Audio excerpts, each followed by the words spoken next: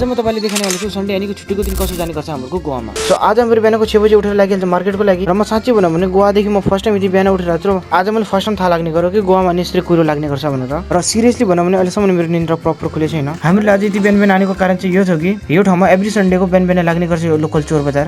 र यो चोर बजारबाट हाम्रो रुममेट मध्ये एकजनाले युट्युब फोन किनेर लग्ने विचार गरेथे, तर उसको यो सपना साकार हुँदैन किनकि हाम्रो पुरै घण्टा ढिला भइसकेको थियौँ। अब यो कुरा थाहा भइसकेपछि एकछिन अलिकति यताउता घुम्ने गर्छौँ र भइहाल्छौँ हामी रिटर्न र आइपुगिहाल्छौँ हाम्रो यो दोकानमा। र यहाँबाट नि केटाहरूले आफ्नो जरुरतको केही सामानहरू लाग्ने गर्छन् र म यो ढियोकोबाट लिने गर्छु। यसपछि आएछ हाम्रो डाइरेक्ट रुमतिर र यहाँ हेर्ने गर्छु केटाहरू पुरा घोडा बेचेर सुतिसकेछन्।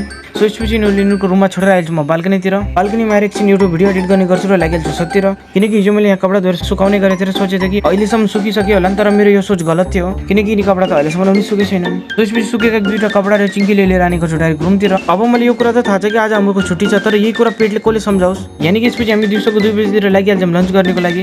र बाहिरको चर्को घाम देखेर मेरो एकदम हालत खराब भइहाल्छ यार। थ्याङ्क गड कि यो रेस्टुरेन्ट हाम्रो रुमदेखि एकदम नजिक छ र यो 4-5 दिन पहिले नै खुल्ने गरेको, जसको कारणले यतातिर अलिअलि अफरहरू पनि चलिरहेछन् र सायद यही अफरको कारणले होला एकदम 99 रुपिसमा यहाँ बिरयानी मिलिरहेछ। अब यो कुरा सुनिसकेपछि यति सस्तो डिल त छोड्नु हुँदैन।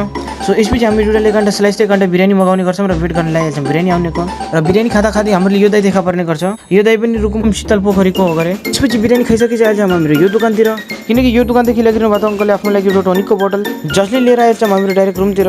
र यतातिर हेर्नु सबर भनेको त 1 सेकेन्ड पनि छैन कि मान्छेहरूले। यसपछि मेरा पाठ पूर्जाहरू गइहाल्छन् साइलेन्ट मोडमा, यानी कि मैले निद्रा लागिसकेको थियो र उठेर हेर्ने गर्छु कि टाइम भइसकेको छ रातिको 8। यसपछि टाइमले धेरै बर्बाद नगरेर लागिहाल्छ म डाइरेक्ट खाना खानको लागि र पुग्ने गर्छौँ त्यही दिउँसोको रेस्टुरेन्टतिर। आइपुग्दा तपाईँले आजको भिडियो यहाँसम्म हेर्नुभयो।